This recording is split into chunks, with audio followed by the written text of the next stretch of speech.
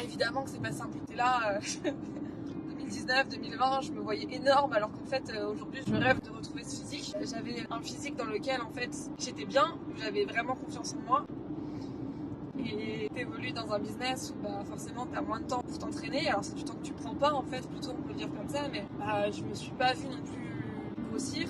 Et t'as plus envie de t'afficher, donc t'as envie d'utiliser que des anciens moments de ta vie, des anciens moments de toi. Et quand t'as une agence qui s'appelle Marketing Sport, bah t'as pas envie de te dire ouais bah Marketing Sport c'est tenu par une grosse quoi. Logique.